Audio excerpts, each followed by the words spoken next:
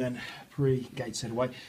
Amari, top of the table for 24 hours, presumably that sort of gives you the carrot of encouragement to get back there again. Yeah, it gives us the impetus. We can go into Gateshead knowing that we've got to win first and foremost, like most games. I think it'll be tight, like Tuesday night.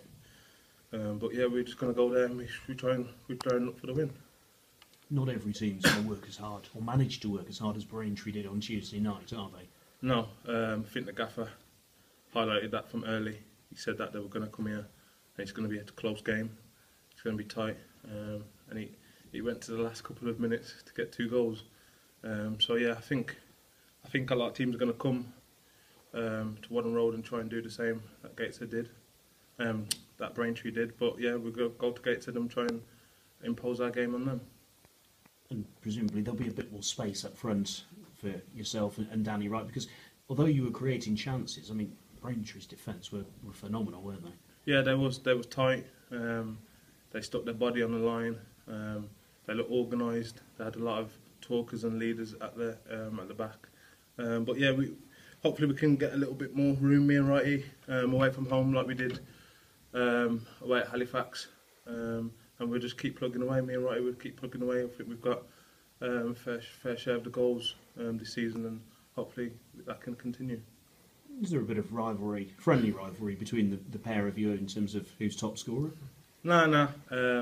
We always say to each other before the game started, like, try and get each other a goal. If not, and hopefully one of us can score and hopefully win us the game. But no, there's no rivalry. That never would be. I think Righty's a good lad. And I'm enjoying playing up front with him. Yeah, he's sort of a striker's dream to play alongside, isn't he? The sort of big target man probably takes a bit of the heat off of you. Yeah, without doubt. He's hard-working, he holds the ball up well, and that's nice to know that I've got a partner next to me that will work as hard as I do. So yeah. And if either of you's not quite on it, you've got Billy Waters on the bench, who's in sort of super sub form at the moment, isn't he? Yeah, he's in great form. Billy's always been like that. He never really gets down when he's on the bench. Like the gaffer says, the subs can make a difference. So be ready and make sure you're in tune with the game. And that's what Billy's done well. So yeah, hopefully he can do that many more times off the bench or if he's starting. Gateshead's somewhere up near the Arctic Circle. What's your record like up there? Not very well, to be fair. Just not very well. The atmosphere's not what a few of the players might be used to. Obviously, there's a running track around it, so we're gonna have to try and get our game going as quick as possible. We won't have much fans up there, we know, but yeah, we'll try and get 3 points, and that's what we're going for. And it's non-league day. They've reduced the prices, so if there's a few more people in there, actually, will that help? Yeah, of course it will. I think the fans have been great travelling, home and away, and yeah, of course it will help. It's a big help when the fans are singing and are right behind the lads. But I think we've just got to get head down and work hard and try and get the points on the board that the gaffer's looking for. And there's got to be the belief that you can do that even in a 6-pointer against a team who are not too far behind you. Yeah, I think the gaffer says they'll be up there, but me personally, I don't think they will be. They've been up there the last couple of years, but they're a footballing team. They like to get the ball down, so we've got to be right in their faces straight away, and we know it's going to be a tough task. Good man, thank you. Good luck. Cheers. Amari, you spoke then when you spoke about the scoring record as almost as Danny as you as one person. Is that the way you look at it more than anything, as a partnership, the pair of you? I think yeah, it's good to knowing.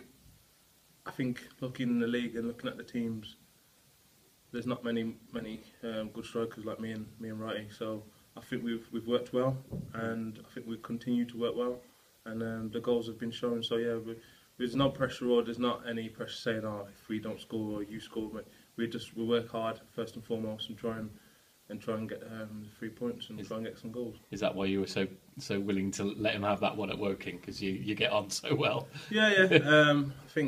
I think the gaffer shouted on Righty take it, so that was it really.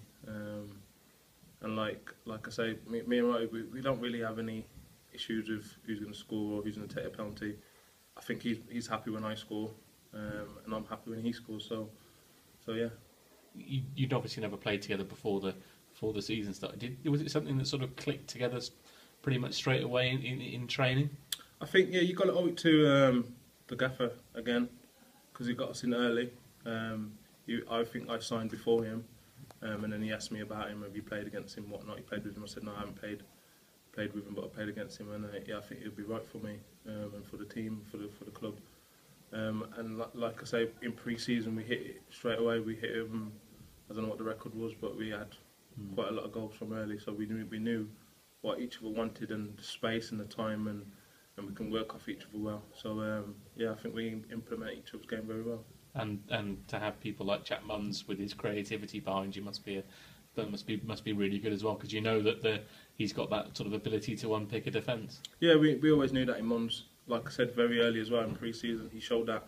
He had that little bit of cutting edge where he can find a pass and try and put me and Righty in, and he's continued to do that. So that's nice to have someone in there that can find us. And I think you've got to give credit to the rest of the squad as well, because they've chipped in with a lot of goals. And I don't think the credit gets shown as much as the strikers do.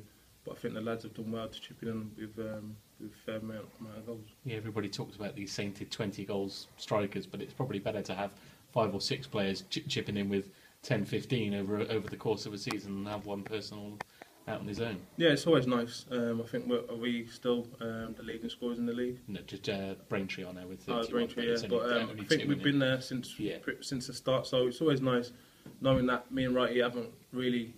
Obviously, we'd like to score every game, but knowing that anyone can put the ball in the back of the net is always nice. So yeah.